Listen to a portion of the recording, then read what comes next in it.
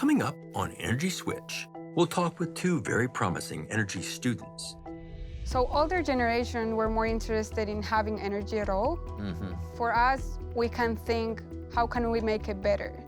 How can we have newer technologies and cleaner ones? I think we're very hopeful in a cleaner world, and I think that's because it's in our hands. I think within 20 years, we could really achieve this ideal energy portfolio if we set our mind to it, if we continue funding research and knowledge and learning to help build that energy portfolio. Next on Energy Switch, students discuss the future of energy and climate. Funding for Energy Switch was provided in part by the University of Texas at Austin, leading research in energy and the environment for a better tomorrow. What starts here changes the world. And by EarthX, an international nonprofit working towards a more sustainable future. See more at earthx.org. I'm Scott Tinker, and I'm an energy scientist. I work in the field, lead research, speak around the world, write articles, and make films about energy. This show brings together leading experts on vital topics in energy and climate. They may have different perspectives, but my goal is to learn and illuminate and bring diverging views together towards solutions. Welcome to the Energy Switch. From now on, we'll devote an episode each season to young voices on energy and climate. We'll start by hearing from two advanced energy students about the future of nuclear, carbon capture and storage, solar and wind, battery technology, energy reliability and access in the developing world, climate change, and their hopes for the future. Joining us are Shadya Taleb got her petroleum engineering degree in her native Colombia. She's now a graduate research assistant in carbon capture and storage at the Bureau of Economic Geology. Grace Stanke is a nuclear engineering student at the University of Wisconsin who hopes to become a nuclear industry advocate. She has an early start on that as Miss America 2023. Next on Energy Switch, we'll hear from students on the future of energy. Welcome, both of you. We're glad to have you here. What does the younger generation think about energy and climate? I think everyone definitely knows of the term climate change, but it's something that, everyone has a different level of action. For me personally, I want to be involved as a nuclear engineer and working in the energy industry, but whatever it is, there's many ways to get involved. Right. Now, Shadya, you've been studying petroleum engineering, Yes. a whole different field, and what attracted you to that? Yeah, well, I learned some skills working as a petroleum engineer in the industry, and I wanted to learn how to use those skills for a lower carbon solution and technologies. I'm studying now a master's in energy and earth resources. I am working towards a lower carbon technology called carbon capture and storage. So we want to capture CO2 emissions and store them in the subsurface. So capturing from an emitting stack, or before combustion even, and then putting them back into the earth. Yeah, so it would have three phases. It would be captured, transporting that to our sinks, and then injecting them into the subsurface. Right. Doable? Doable, definitely doable. We're working on that, and there are a lot of major fossil fuel companies working to make this possible. Already some pilots that are working today. Yes. Yeah, and you're pursuing nuclear engineering.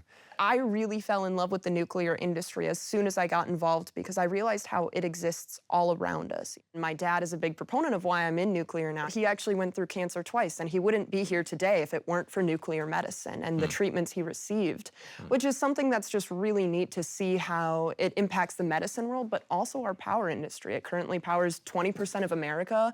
It's huge in the agriculture section, and it's in our daily lives. You don't have fear of nuclear. Right. Well, it's a normal thing. Yeah. I mean, like, you're radioactive, I'm radioactive. I think the terms radioactive and, like, radiological sciences and anything with the word nuclear, people became afraid of. Imagine the tremendous good that this technology can do if we acknowledge what nuclear is and how it can continue to help our society. Shadya, what do young people you've met think about nuclear? People outside the energy industry, they think very different.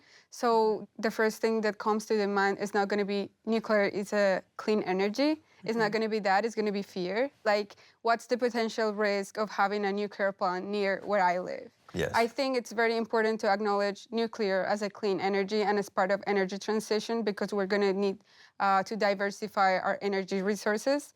And nuclear is a very important part of it. Yeah. Yeah, Absolutely. definitely. How about people you visited with, Grace? I have so many people that when I talk about the energy industry, they bring up, what about the waste? What about, the global accidents that have happened? And that's where I have that opportunity to really talk about what happened during those incidents, and also bring up that that's 50 years of global energy production, and only 3 major accidents have happened. And every single one of those has shaped our industry to now be one of the safest industries of energy production, which is just incredible. The nuclear industry is the only form of power production that has to have a plan for their waste. Right. We are the only industry that has that, and we're starting to see that change in the fossil fuel industry, which I'm excited about. But it's something that, solar and wind don't have those plans, and I think it is necessary for every form of energy production to have that waste management plan, because every energy form has waste. We just need to know what to do with it. Yeah. And you mentioned renewables. What's your generation think about wind and solar? I think everyone is really optimistic about wind and solar, which is really fascinating, because to me it's not a great source for baseload power, for that primary source of constant power that we need all the time when we plug our phones in every night, charge our smartwatches or use our computers, everything, right? Right. I mean, I'm from Wisconsin. We don't see the sun for much of the year when it's winter. So, things like that is where solar really falls short when it snows and it covers up. Same thing with wind. You don't have a constant, reliable energy source for that to be constantly generating power. Right. And that's where, fossil fuels and nuclear really serve as that baseload source of power, because we have that ability to not depend on the outside environment, but we're able to continue producing power day or night, increase output or decrease output, depending on if it's, the winter, the cold of January, and you see those utility bills go up during that time. But then also, vice versa in the spring, when you've got your windows open, you're not using as much power. Yeah. I mean, I'm hearing you describe almost a partnership between solar and wind and something else there. Similar view? Oh, yeah, I definitely think one of the drawbacks for solar or wind would be storage. How we can storage that energy and use it whenever we have peaks, which is where natural gas come to play an important role, because during peaks, we can just produce more energy from natural gas or other fossil fuels, right? Right. But at least in Colombia, solar energy has had a great impact in those remote places that we don't reach energy from the grid. Right, and Shadya, you grew up in Colombia and lived in Saudi Arabia and other places. How do your priorities differ from what we have and we're raised with? Pretty reliable, affordable energy, full stop, How's it different? Yeah, definitely. So I think energy consumption is connected to quality of life. And quality of life here in the United States is very high. But for countries like Latin America, like Colombia, it's not necessarily, we don't want energy only because of quality of life, but just for basic needs. Yes. So, when I was very small, we used to have blackouts sometimes. They were short, not for days, but few hours. Right now, we don't have that, at least where I am from, but we still have that in remote places. Okay. So in Colombia, we have 3 main issues, let's say, that we're trying to address. One of them is the cost of energy. We're still struggling with that. Also, accessibility will be the second one, and reliability. We really need to work on that. How expensive is it going to be to make our grid broader and bigger to be able to connect everything together, or is it cheaper to just put solar farms as we are already doing? Right. Yeah, I think that's such an important piece of this is there isn't this or this. There's this gradation from literally nothing all the way through to what you might think of as a pretty well-developed country, but the energy is intermittent. And how does that play out? Well, how do we address that conflict in these different regions? Well, a lot of developing countries claim that for us to get there someday, we need to pass through all those fossil fuels that developed countries already burn in all these years, which I don't necessarily agree with, because I think there could be a jump Developed countries are already developing these technologies for cleaner and lower emissions, so we can start involving in our energy mix all these new technologies that we learn from them. What are some of those new lower emitting technologies? Well, Colombian government is very interested in hydrogen, so I think that would be a part of the solution. Hydrogen would help with that energy storage that renewables don't have right now. Okay. Another one is carbon capture and storage. So natural gas is cheap, right? It's low cost.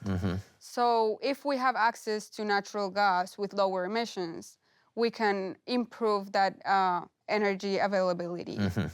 Yeah, I mean, it's always going to be a struggle and always going to be a battle to find this balance, but there's a really awesome part of developing this technology.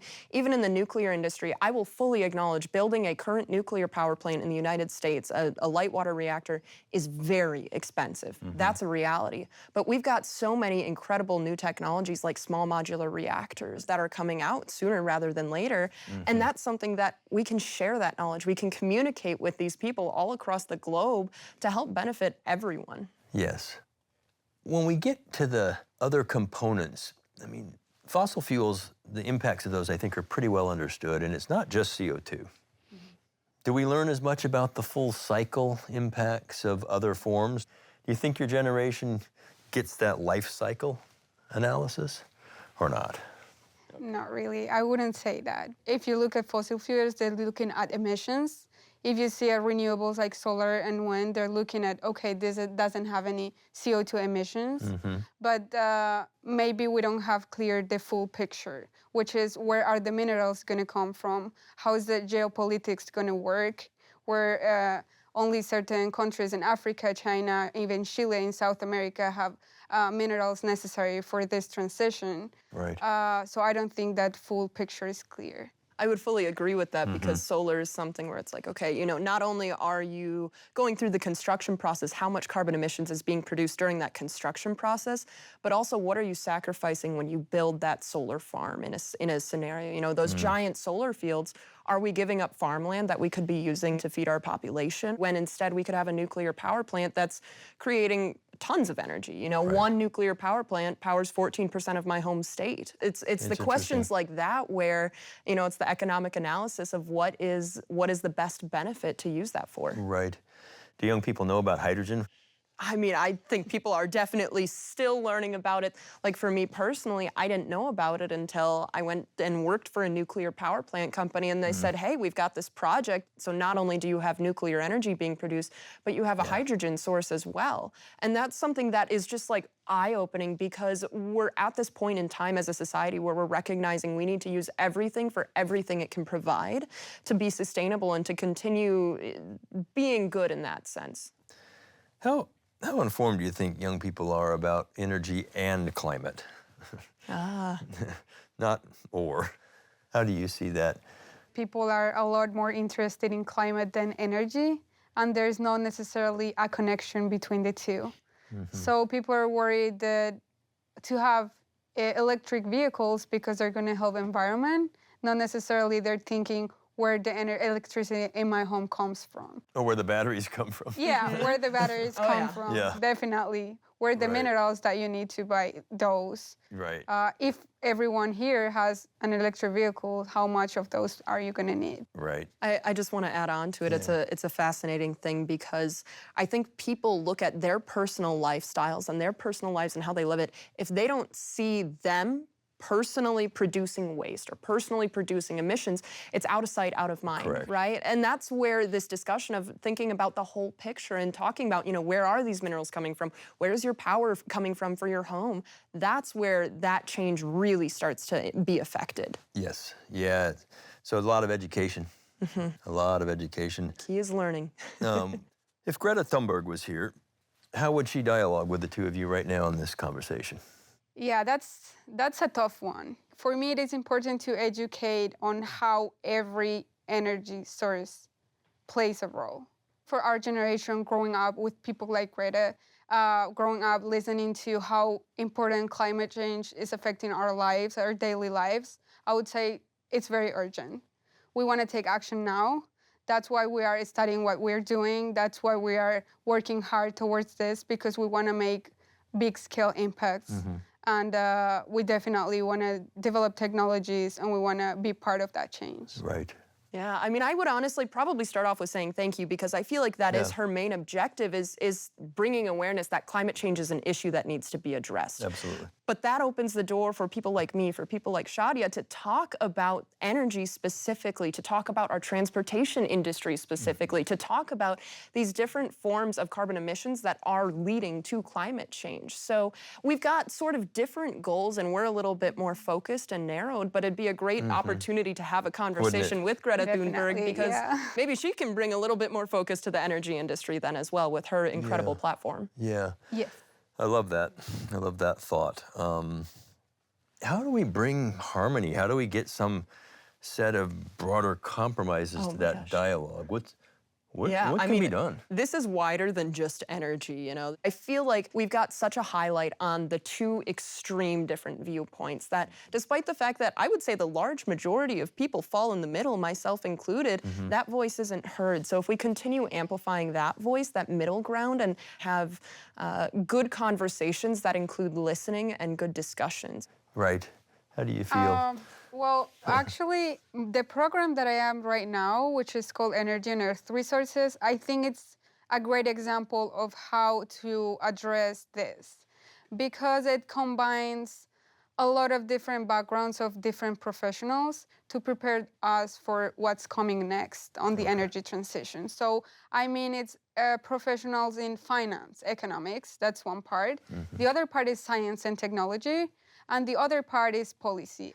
We need to make sure that technology is low cost and effective. After we have this both, then how are we going to apply that countrywide, right? Okay. That's where policies and laws come from. So I think as part of the young generation that is involved in energy transition, I think all of us play a role in one of these three to make it happen. And to add on to that, I think it's having those important conversations and acknowledging it's not just nuclear. You know, my ideal energy portfolio moving forward isn't 100% nuclear. It involves everything, and it takes a team to build that ideal energy portfolio. Tell me, what does sustainable mean? Young people living less impactfully. I mean, sustainable to me personally means using it for everything it has to offer. You know, you have a resource, make sure you're using it to its fullest capability and getting as many benefits as you can out of it, while also being able to manage the waste in the same way of making sure it's not, you know, putting any harmful impacts on the planet or on people specifically, whether it's shorter showers or turning the lights off or making sure that your dishwasher really is full before you run it. It might be just being a part of sustainable fashion or things like that that can make a small difference but leads to a bigger impact. It's a constant improvement, and I think it'll be a struggle to finally reach a sustainable society per se, but it's possible if we set our minds to it. Right. Are we all willing to live more efficiently? Let's just pick on the wealthy world first. I think every person has the perspective that my individual contribution is not enough. So if I do it and no one else does it, what is not even going to count? So I think it's very important for people to start increasing those individual contributions, because it's part of the culture at the end. To add on to that, I think social media is something that's very powerful in providing that opportunity for people to connect and be leaders in this sustainable climate change shift. And to show how they themselves are living their life and how easy it is. You know, I think a lot of people find it to be, they think it's a difficult process, but that's one of the awesome things about social media is we're able to use it for good and highlight those awesome things. So these intentions are good. We're starting to see the movement. How will we all know when it's working? How do we know if it's working? It's because, you know, there are policies that are supporting our ideas. That's a good one. When you see policy taking place and taking action, that's a huge step in the right direction. However, what is that finish line? That's a big question, because this comes back to we're never going to achieve that perfect society, but maybe it's possible, you know, when we are living sustainably, when all of a sudden other issues are the biggest issues. You know, maybe that's when we reach that finish line, when we are in that point where we're able to focus on something else. Talk about it with nuclear a little bit. We haven't built many new reactors in this country for a long time. Actually, fun brownfield. fact, two new reactors Yeah. are opening up in Georgia. Right. True. Is that a sign if the U.S. starts to actually permit some of that? Yeah, I mean, not even just on the fission front. So there's two different sources of energy production in the nuclear industry. One is fission, which is the breaking down of atoms, which that's what's used in our current nuclear power plants and in small modular reactors that will be added to our portfolio soon. I hope, fingers crossed. There's a lot of movement on the policy side of things supporting SMRs, which is really exciting. But there's also fusion, which is the building up of atoms. That's what happens in our sun. And actually, one of the national labs, Lawrence Livermore National Lab, they just created the first net positive energy reaction from a fusion reaction. And fusion, this is a fascinating subject that I don't know how much you would love to talk about this, but it's almost like people call it the holy grail of the energy portfolio and the energy industry because it can be fueled by water and there's really little to no harmful outputs, which is just a wild concept. And maybe that's what the finish line looks like. Yeah. What gives you hope? Ooh, this is a very deep philosophical question. Boy, what gives me hope is there's always progress to be made. There's always improvement to be made. There's always striving for perfection. That's the beauty of humanity is we hope. That's what's awesome about us. Right. So I think it is a long road ahead, but we're on it and we're traveling. Yeah. What gives you hope, Shadya? What gives me hope is seeing younger generation start being interested in cleaner energies. So older generation were more interested in having energy at all. For us, we can think, how can we make it better? How can we have newer technologies and cleaner ones? I think we're very hopeful in a cleaner world, and I think that's because it's in our hands. So we're the one shaping this energy transition. Right. What would your ideal future look like with energy and climate? And put some time frames on it.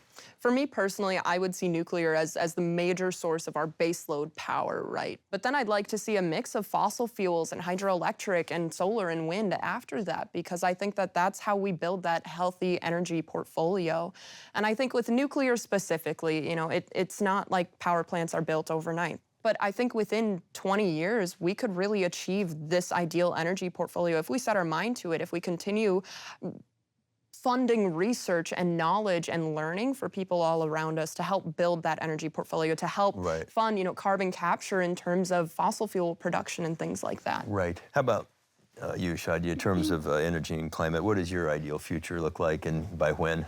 I think in the next 30, 40 years, fossil fuels are going to be still a very important percentage of this energy mix. They're going to be there with lower emissions. But I think the industry that's going to have more development is going to be definitely renewables. There's a lot of investment and interest. So I think that's going to be the fastest growing. Anything you want to say that we didn't get to? Any thoughts that you'd like to make sure you share? As population grows, we're going to need more energy.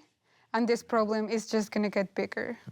So I think it's important to acknowledge advantage and disadvantage of every different energy source that we have, get the most out of it.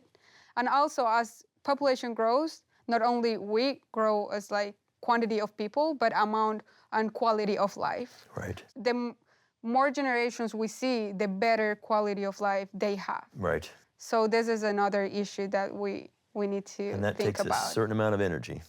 Yes. For some quality of life. We can certainly bring ours down and still have our same quality of life, but others have a long way to go. Yes. I love that thought. Yeah. How about you? Any final thoughts that you're missing, Grace? I mean, I think the solution here to climate change is listening to people, being open to having minds changed. It's always about learning and learning more about the industries around us and how they're working to create change and be a part of that change. I think it's been brought up multiple times that maybe there's a stereotype that fossil fuels are bad and nuclear is bad nowadays, but taking the time to research, to learn, to ask questions. I know tons of people in every industry would be more than happy to talk about what they do for their life's work for hours on end, myself included, right? But that's something that is a really powerful resource is each other. And I think we need to start relying on that as we continue moving forward as a society and in this battle against climate change, not only for climate change, but for other issues as well. There's a lot of power in listening and learning. Yeah, that's terrific. Terrific closing thought. I'm Scott Tinker, Energy Switch. I heard from our students that their generation accepts nuclear as a reliable, low-carbon energy source, though some remain fearful of nuclear in general. They recognize that solar and wind are intermittent and need backup from other electricity generation or battery storage, but overall, their opinions are positive. However, they believe young people are more concerned about climate than energy and may not fully understand how they're related. A more thorough understanding of energy, communicated without bias, would help. They see diverse young professionals working together to address these challenges. And they see peers living with efficiency and conservation in mind. They believe they can change the culture to prioritize these issues and spread the message through social media. They're hopeful because their generation is passionate about creating a better future. Listening to them makes me hopeful too.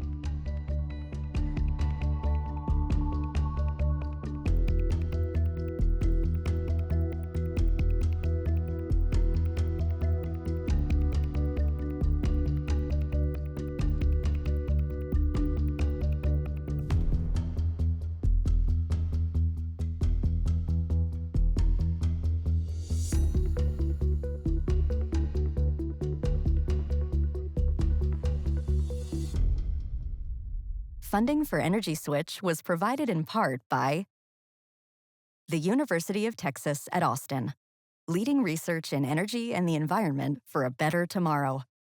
What starts here changes the world. And by EarthX, an international nonprofit working towards a more sustainable future. See more at earthx.org.